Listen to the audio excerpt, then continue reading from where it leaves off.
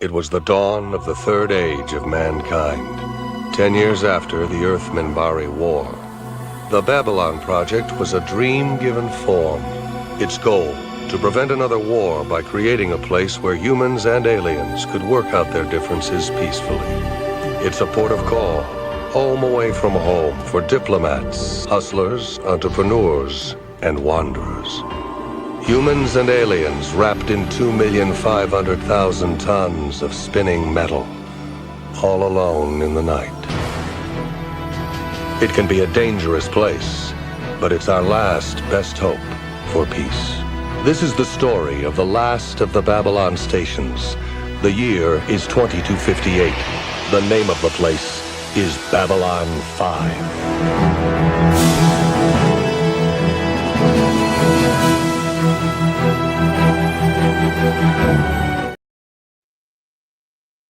Hello, folks.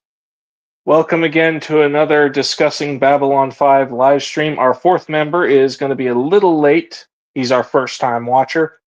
But I'm here with Annihilus and CT to ask the questions. Who are you, and what do you want? Do you have a nickel? No.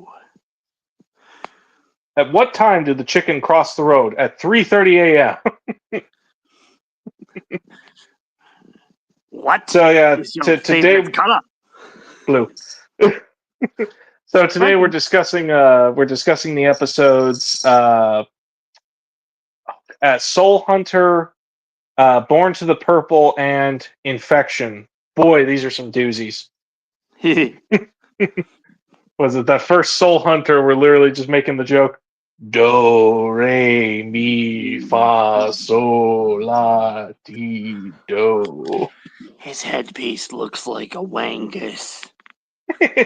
His headpiece looks like a weenus. Yeah, like a weenus. Hold on, I'm just gonna go on Twitter real quick. Let everybody know we is live. Hang on one sec. Dear. I normally do this at the start, but I wanted to make sure that we actually had a start today. Because last time things fell apart and we couldn't pop on, which is fine. We're just working it out now. But for the initial thoughts, one thing I want to get out of, get out of the way. Last time we got some comments, or at least one comment in particular, complaining because we spoiled moments from the show. And I'm going to make it abundantly clear right now. We will be talking spoilers for the show. So if you haven't seen the show... As they pertain to the episodes we are currently talking about at the time, we will not be discussing future spoilers. Oh, no. Those, we will discuss future spoilers for future episodes at the time. Okie dokie. So that's all said and good. Anywho, so thoughts on Soul Hunter so far?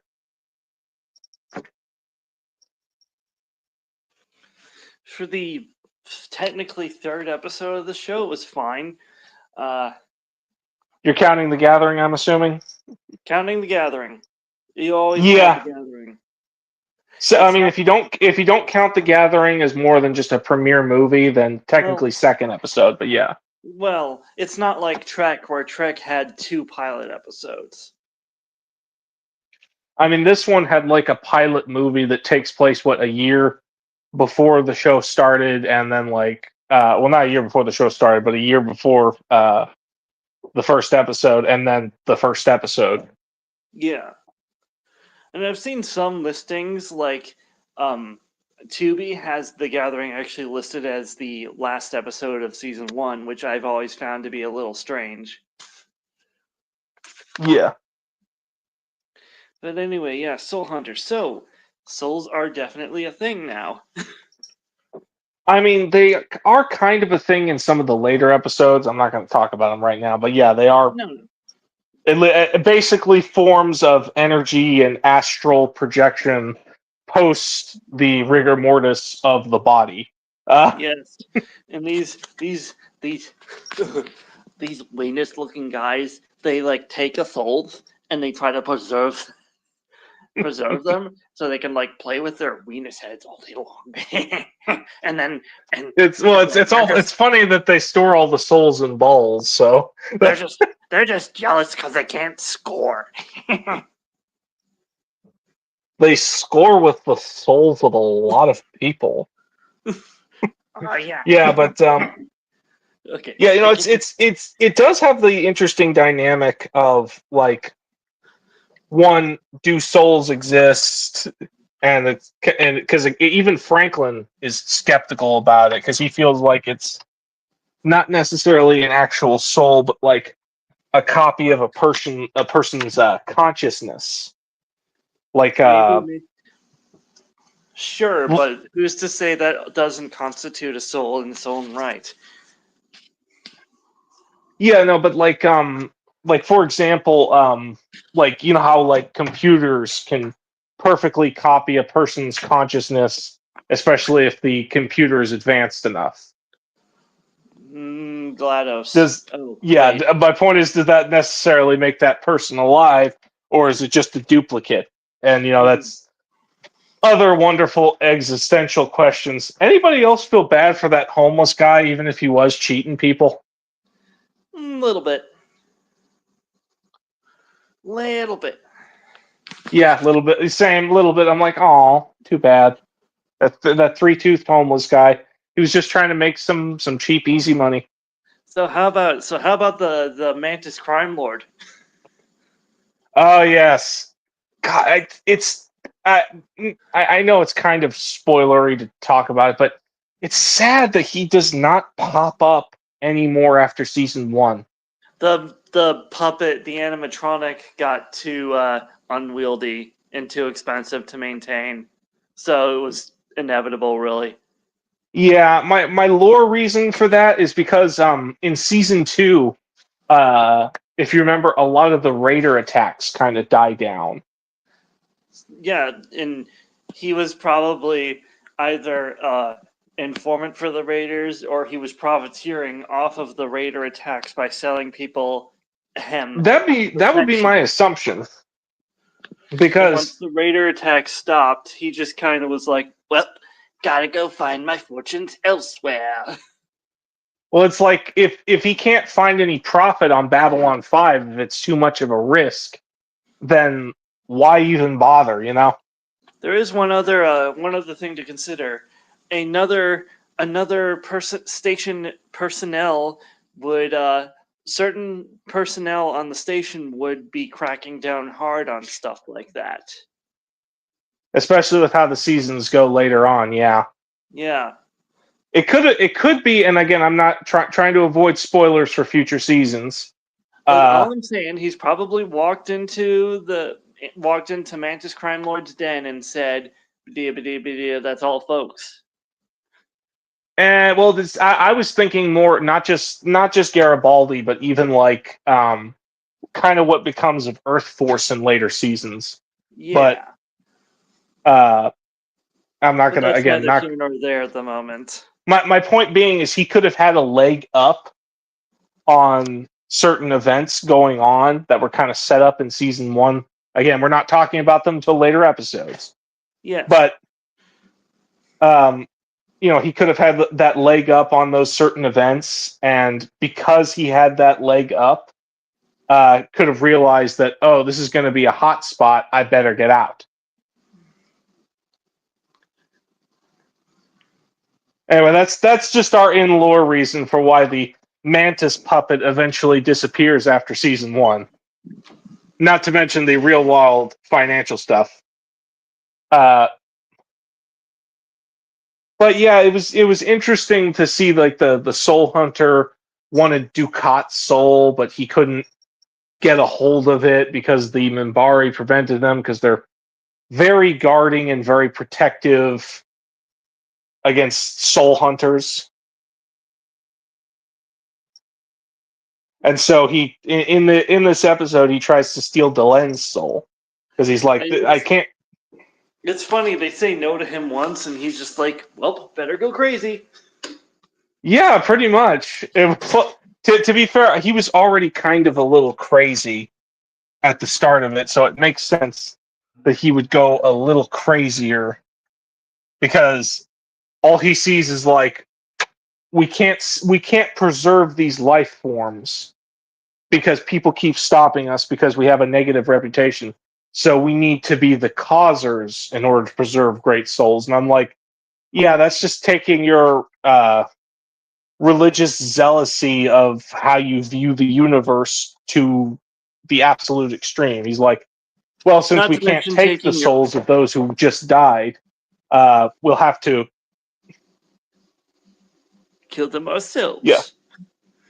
Not to mention taking your already tarnished reputation and just driving it into the ground. That's about right.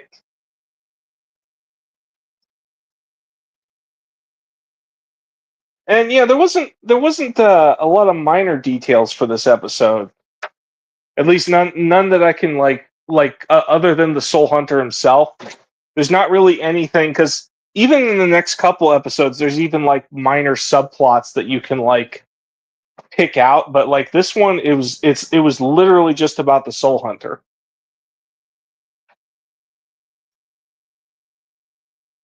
Which again is fine, and if you can have an X episode that's solely focused on one particular plot line, it's just it's a very throwaway episode because it does not like beyond the eventual movie that we'll check out again later. It does not really move the plot in any particular direction, you know. Well, of interest of me regarding that movie that comes back later is the certain guest star that dons the weenus head.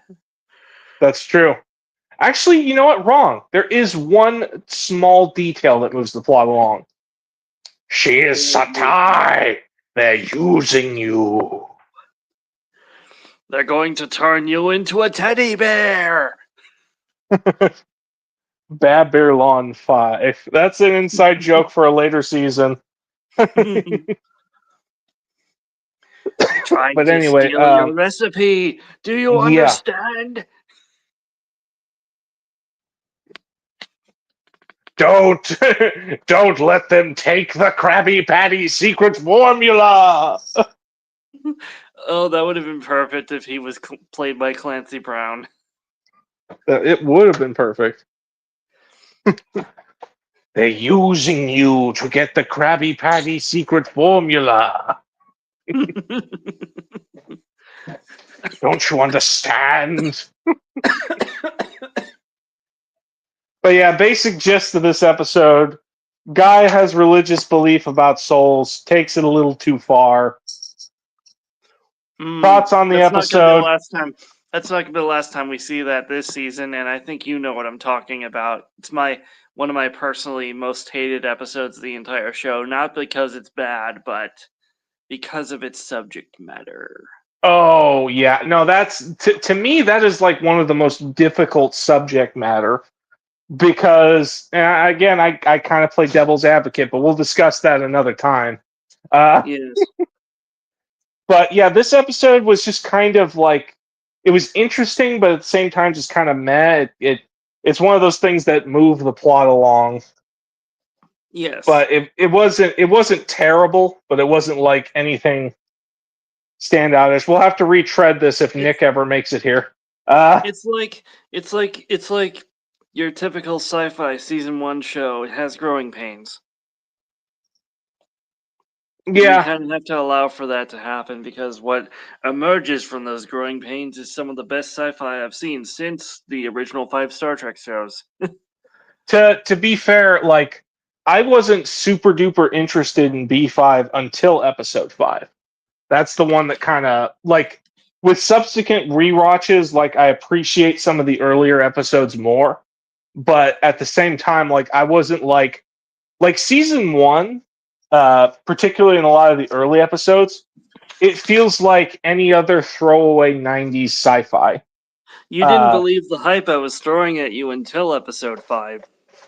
Oh, I know. That's episode 5 is when it shocked me a little, and it came from a character I did not expect it to come from.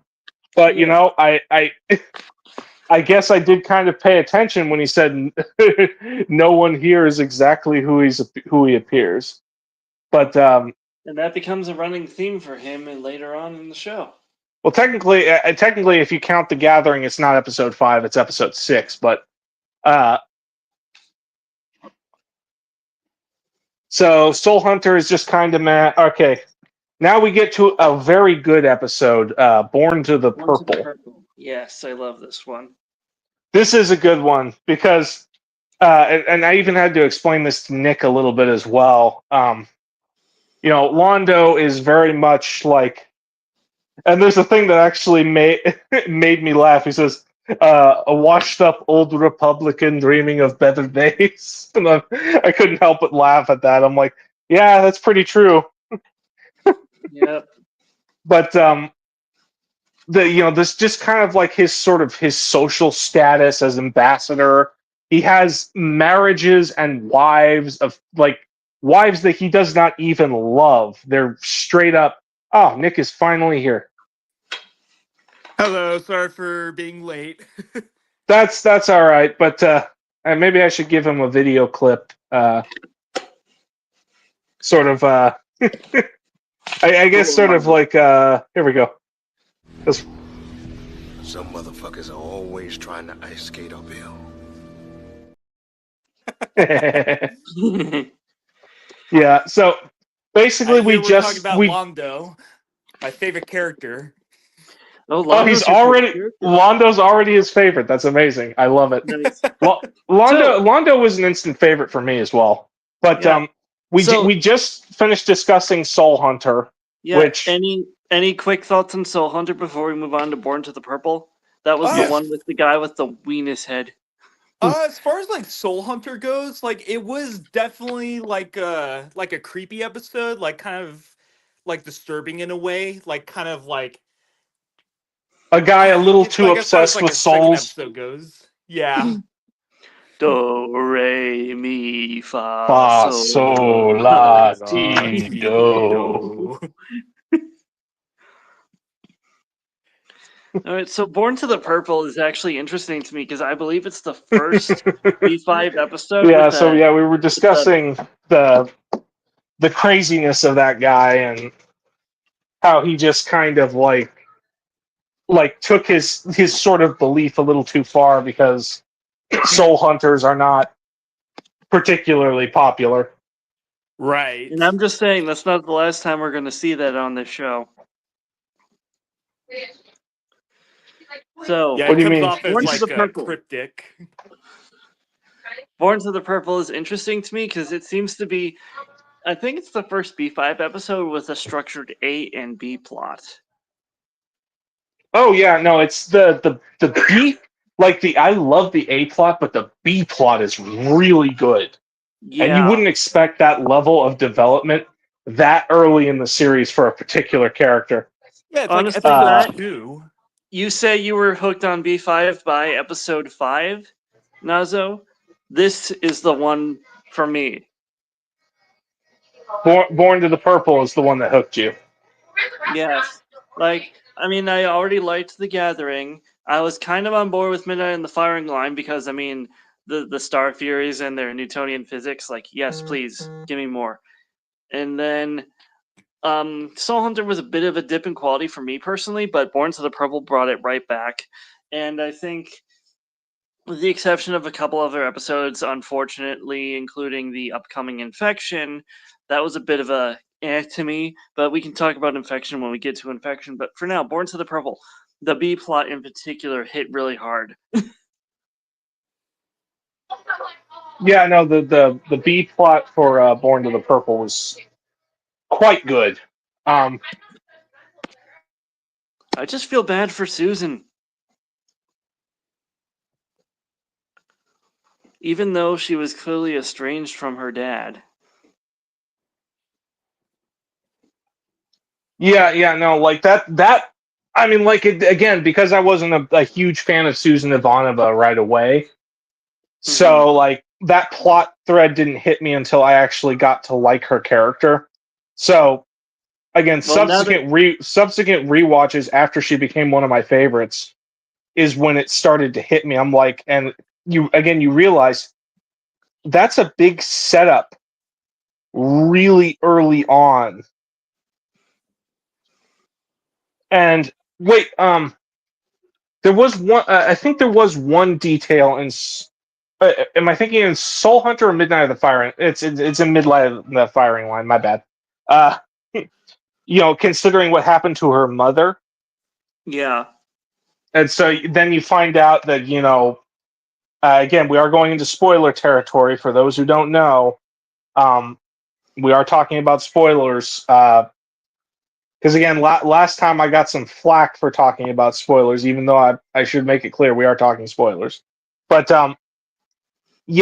losing her brother in the war, and that's what encouraged her to go to Air Force or to Earth Force, and her father was already like kind of lost after losing their mother and like disapproving of her joining Earth Force. and It was now he's on just his deathbed. you strangely find out by the end of the episode just how alone Susan Ivanova is in the world. I wouldn't say entirely alone. She's definitely made a friend in Garibaldi by that point. Oh yeah, especially since he's the one that found out that she was messing with the Gold Channel, so she And could contact her father at home. still a little fucked up to listen in on a conversation like a daughter listening to their dad taking the last breath. I mean, come on, Garibaldi, you should have signed off. Well, I would have, I might have signed off because of how deeply personal it was, but like at the same time, I think because Garibaldi cares in his own way, he wants to listen. He wants to make sure she got some level of peace and closure.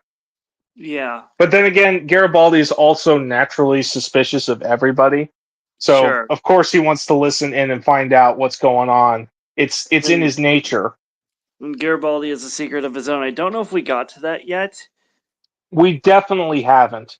But we know he has a past, and I haven't told I've told Nick a little, but nothing like super spoily about his past. You just know he Right. had a very rough job in the past. But So let's the get to A the plot. A plot. Uh, Adira. it's funny. They have a was it the attaché Shogoth or something like that for Jakar. Oh, That's the only well, time we're gonna see her. oh, it wasn't the one I'm thinking of. My point is like that's the only time we're gonna see her because she gets replaced pretty quickly. For the better, in my opinion.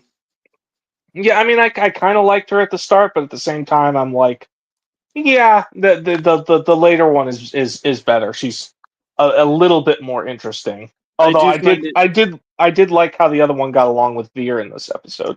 Yes, and also, don't give away the homeworld. that was the joke that both Jakar and Londo just don't give away the home because they let their individual attaches be the official ambassadors. Just don't give away the home world. That's the one decree. You can make whatever concessions, just don't give away the home world. It's funny. You'd think you would hear it like out of like a cartoon, but in a show like this, it just came out of left field and it just made me laugh. Well, it's because these people are ambassadors. They think that anybody beneath them, especially some sort of like lackey or henchman, that they're just gonna go straight to like we're gonna screw it up. They're gonna screw it up. I better make sure they don't screw it up. Uh, but Especially in like Londo and Jakar's case, given like the first episode and everything like that.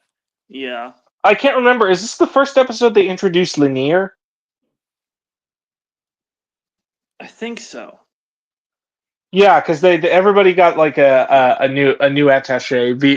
They introduced Veer, they introduced Lanier. Obviously Sheridan doesn't need an attaché because he's got Ivanova. Oh, sorry, not Sinclair. Sheridan. Sinclair. Sorry. Uh, sorry, it's one person running the station, another person. Like I've already told Nick after what happens after the first It's season. JMS's fault for having both of their initials be JS. That is true. But I think he kind of wanted to have a sense of continuity in that regard. But in particular, with this A plot, what we learned about Londo Mollari is that he's. Hold on one second.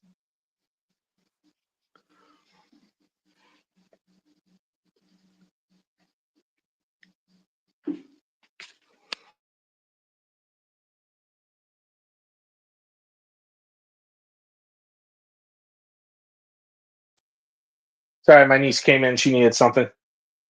But what we learned about Londo Mollari is that he's kind of a classic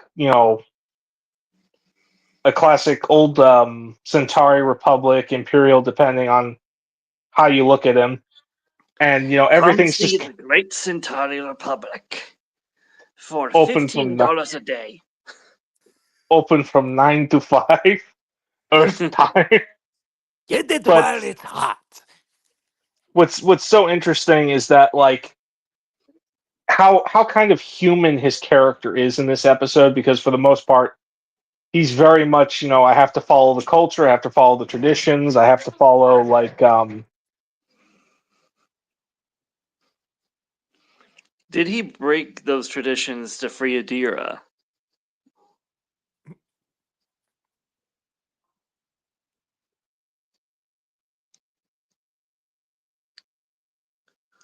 Everything good? yeah, someone else came in. But basically, like I wouldn't say, huh?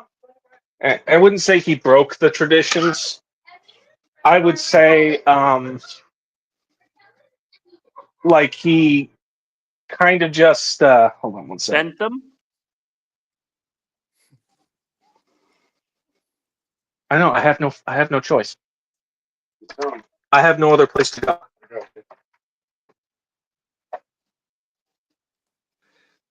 Are they saying you In can't? his sort of thing, like I guess you could say he bent the rules Yeah. for Adira's sake, but at the same time, like the one thing I thought was interesting about this episode was just how much like with Adira he could actually be himself. Like Yeah. no traditions, no big Centauri posturing. It was straight up like I love her, she loves me. Masks are off. We know who we are. We can be honest with each other. And again, the dude is married, but again, they're arranged marriages, so you don't know like obviously he doesn't love his wives because they were just picked out for him. It's like, Yeah. my father talked to your father and therefore we have to get married. There's no getting to know each other. There's no romantic interests. It's all tradition. So it's interesting to see him in love. Like, Indeed. and it's funny, the guy who played Adira's slave owner, I forgot that, but he's late great Clive Reveal, who, funnily enough, Emperor Palpatine and originally in Empire Strikes Back, and then I think he was the original voice for Alfred in Batman the Animated Series before what's his name? Ephraim. His last name is escaping me right now. You know what I'm talking about, right? Yeah. Yes. Yeah, I remember. Fun fact: he's not here, but he is in not Clive Reveal, but the Ephraim guy is in a later season of B5. I won't spoil which one, but it's interesting that that this series had both of the Alfreds in there. It's cool. Yes. Fun little bit of trivia there. But basically, yeah, like by Centauri's laws, she's a slave to this guy, and she has to steal important documents from Londo, or she'll never be free. And so she obviously career. she reluctantly steals it. And it's funny. He says, "My good friend, Commander Sinclair," when he asks Sinclair for help. And it's what's funny about it is like anytime he needs something, the person is always his very good friend. And that's You're gonna something that I hear just him really say, love light about his character. spoiler. You're gonna hear him say, "My good friend, Mr. Garibaldi," a lot. Oh yeah, he's Nick has been doing that to me at work. He's like, Mr. Garibaldi, my good friend. That's just something that I really love about his character. It's like he comes off as comedic, but like at the same time, it's like there's layers to his character that makes him more interesting than just your typical comedic relief. Yeah, the and whole comedic relief thing is a mask hiding its true feelings. again, You've already seen his true it's not feelings. in this episode. It'll be the next episode Nick sees. But Jakar literally says, "No one here is exactly who they appear." I just looked at my DVDs. I think it's the 6th episode. Well, yeah, 6 if we count. No, as in the next episode is the Parliament of Dreams. I could have sworn the next episode is the one where Catherine Mindborg? Sakai comes aboard. No, that's the one after that. You got Oh, them okay. mixed So up. it'll be so if counting the gathering, it's technically episode 7. So It's okay. point being, we count the gathering as an hour and a half long episode, but It's a pilot. It's the pilot. oh, the pilot of the series, and it's integral to watch because of who pops up later in the later seasons. Yes. But yeah, this episode was very interesting. You actually got Sinclair. I'm not gonna lie, I love his brown duster in his sort of undercover gig. He has like an old cowboy duster, but he doesn't look like a cowboy, which makes him all the more interesting. Surprisingly, I'm like, he does. Cool. Kind of a Malcolm Reynolds look, even though yes, I know Firefly came later. Well, what I mean is like, and you'll meet him later. I feel like Sheridan would fit a duster more, but to see someone like Sinclair, because Sinclair looks like an officer. Like without even trying, the dude looks like he'd be like an officer. But the duster kind of also looks like almost like the classic coat from Sherlock Holmes. So in a sense, it also kind of fits Sinclair if you look at him as like a Sherlock Holmes Shakespearean actor. But Right. I don't know. Just I'm guffawing at the cool design of the duster. Yeah, Yes. I approve of that duster. Are we shall we move on to the last episode of the discussion? Infection.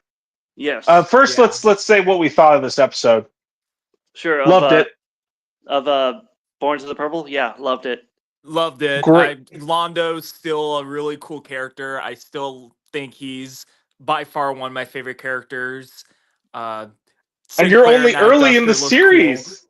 Yeah. Let's see how things go from here, Nick. Cool. Okay. because Londo will surprise you in more ways than one. Okay. He As certainly will did it to me. As will Ambassador Jakar. Oh, definitely Jakar. Jakar shocks me. Jakar! Jakar. Jakar! It's just like the way he says it. It's like, It's so The venomous. second I met him, I knew it would be him that I would kill. But Oh no, quit making out with your boyfriend. Super Kami Guru is the best character.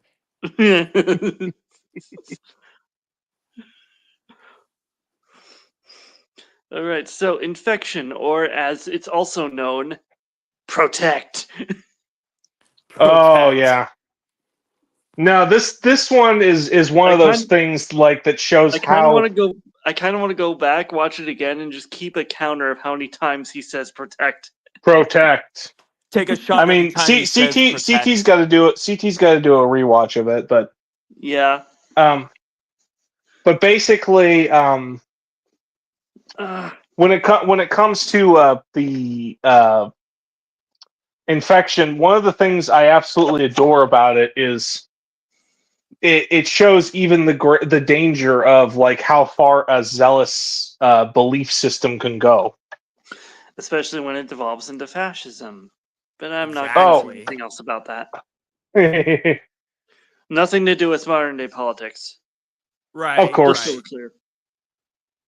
I mean, you can honestly you can see like these sort of elements as far back as like ancient empires like Rome. So Yeah. it's I mean, this in Yeah. particular because it kind of had it was kind of a framework for JMS's entire life. oh, I know, and I'm sure Nick, you told Nick a bit about How like his dad was a piece of shit. his like sort of rough. I told Nick a little bit from what I could remember, but it He was almost died quite several a rough. times I'm throughout not his life. surprised considering where he grew up, Yeah. but and again, like even I've kind of experienced this with like certain people. I won't go into details or name names, just so you know, they are very harsh with me at times. Right. But he brings up the concept of like what happens when you become too zealous about something that you're passionate about, because when they developed these ancient super technology weapons,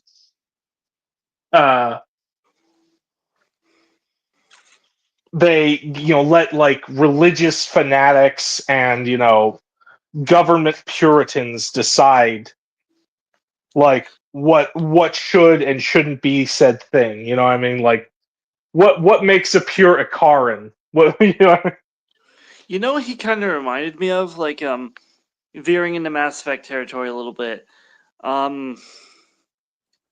If Vigil was evil. That kind of sounds about right, yeah. Because Because if I remember correctly, the Ankaran probe was based on an personality engram, and Vigil was based on the personality engram of Kased Aishan. it feels kind of like Prothean technology in general because of Yeah. how it reacts to. Touch. And notice it didn't react well to Hendrix or Steven, but it reacted to what's his name, Hansen, because of his more Nelson? violent. I Yeah, think it was Nelson. Nelson. That's yeah, And Nelson. Because he killed the guard at the beginning. That was all the probe needed. yeah, and again, it's because of that like he ended up becoming the protector of Ikara, one of the last ones that didn't get shut down. But like, I absolutely love Sinclair's speech in that moment when he's trying to talk sense into this genetic machine. He's like, this one's too short, too fat, too light, too dark. Yeah. What defines a pure? Yeah, Ikaran? Yeah. what defines it, and you can apply that to pretty much anything. What defines like a pure like A pure life form. a pure like you can apply it to religions, you can apply it to fan bases, like, or even like military belief or whatever. Like what makes you Anything. pure, what makes you perfect? It's funny, when I first watched this episode, I kind of felt like it came from a rejected next gen script, but now rewatching it again, there are some aspects of that feel very TNG. That's not to either B5's or TNG's detriment, understand. No, TNG had good scripts. Yeah. And if you're gonna be inspired by something, be inspired by TNG or DS9. But continuing on, I lost my train of thought.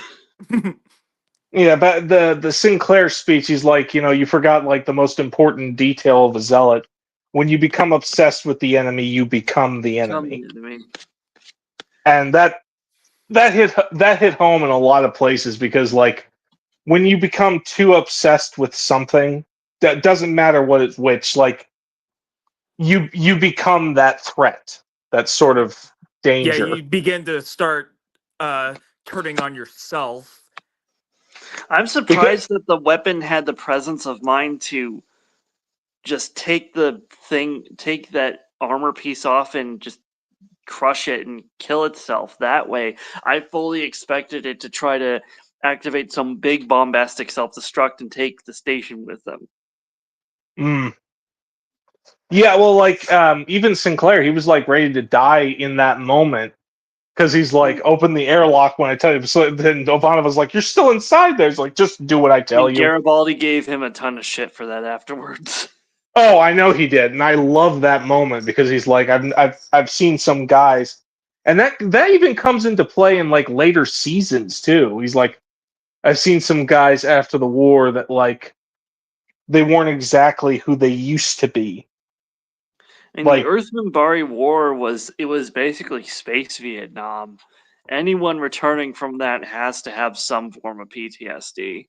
oh yeah, no, especially when you consider like the people that were directly on the line, whether they were like ground troops or flights, because humanity had colonies like on places like Mars and Io, and just seeing just how much they lost. Like we're at the end of our rope. They're at Earth. We lose here, our species is done. Like, so yeah, there would be trauma, especially if like you're seeing like thousands of men that you served with for years. And typically, like whenever like there's a war, somebody has like PTSD when like they lose a best friend. Imagine losing like entire squads worth of best friends, and we saw that even with I don't think we fully see it yet because I know that clip is coming later, where you actually get to see it. I can't remember which episode is it. We'll definitely see it later, but you'll see just how Sky much. full of stars. Yeah, but anyway, Nick, you'll see exactly A line that the episode title is a reference to a line that Sinclair says in The Gathering. Gotcha. Yeah, But like at the end of the day, like discussing like war and stuff, like it's all the same at the end of the day. Like it never changes. Like it's just just where it's set, what new weapons you're using, all that sort of stuff. Like it's still the same regardless. It is said that war War never never changes. changes. Men yeah, well, do it's through the roads they walk. yeah, and it's through those moments, watching entire like units and troops get wiped out. That like Not to mention the enemy has you by the throat at your home planet, and then they surrender 24 hours later with no explanation. Yeah, well, and the one key aspect I want to talk about when it comes to that is for most soldiers, which is survivor's guilt, because they begin to Yeah. ask questions of fate or God, like why me? Why is it they all gave their lives at that place and I'm still here? Why am I alive? Why am I not with them? Yeah, so like what made me special enough to survive that horrible ordeal? And a lot, it'll get elaborated later in the season just how rough the line was. Uh, Actually, not even on just later seasons, but in like a later movie and even Later on in like this season. yeah, I mean it get elaborated a bit in this season, but it primarily gets elaborated in one of the prequel movies and a bit in some of the later seasons. Primarily in the beginning, I believe. Oh yeah, in the beginning, we'll get there eventually. Nick, we'll probably check it out after we finish season 4. Yeah, you know what's funny to me because a lot of people are like, "Oh no, you watch it in the beginning first." I'm like, "No, you don't. That contains spoilers for the entire show." Yeah, no, this if you're watching it for the first time, you got to watch it like if it's not your first time, then heck yes, start with in the beginning because you already understand everything, you already know everything. But for a first time viewer like Nick, you need to start a certain way. In the Right. beginning, spoils a lot of spoils a lot of the context of the revelations that show up in the season. Okay. So yeah, well, it's better if we keep that, uh, keep Under wraps. under wraps until later. But this show is just going to get. I'm telling you, Nick, is just going to get progressively better each season. Oh, and I'm slowly starting to see it.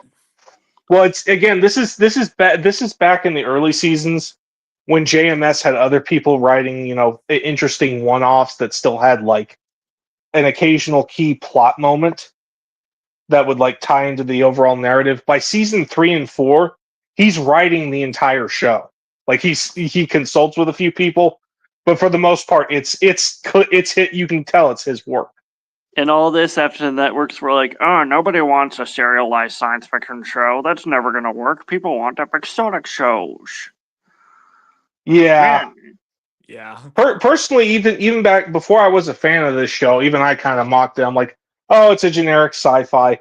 But then I watched it and I'm like, holy crap, there's some interesting themes here, some actual interesting stories and ideas. And it works well in a great package. And Christopher Frank's music for the show fucking slaps. In some cases, yes. Other cases, I'm like, okay, that's kind of corny. But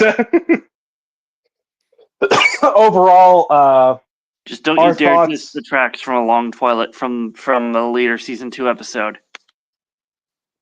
we'll see when we get there. Yes. What I was going to say is our thoughts on this episode. I thought It's it was more- interesting. It's more than the TNG rejected script I initially thought on my first watch. Yeah, again, in some regards, it does feel like I wouldn't even say rejected. I would say like, oh, it's a Star Trek episode. It would be like if there was an ancient robot species like the Borg and Picard and them had to figure it out what kind of thing it was, and Oh, it we lost probably would ET. have gone. Honestly, I can kind of see the Iconians making something like that, especially given the revelations we had about them in Star Trek Online. But yeah, this is kind of just general thoughts about the show, and God, I can't. I'm sorry. I get more excited the more we get into this because We I lost can't wait ET. for. Yeah, CT's a little behind. He'll catch up. But I can't wait for us to just get further into this Me because too. there's so much good to be seen that we aren't even there yet. And if you guys want to start this week, I don't have work on Friday, so we can watch a couple episodes Thursday evening. Thursday evening sounds great. Yeah, I could do Thursday evening. Excellent. Everything is proceeding as I have foreseen. Hey, we may be having our next stream sooner than we thought. Sweet. And I'll give this reply. Shit, that's good. I'm getting used to my clips now. We have a comment. This Hey, is, Vegeta. I'll join you guys probably on Discord. Oh yeah, we'll see you there, buddy. Hey, Vegeta. So, any closing thoughts, little details you remember about certain episodes you want to talk about?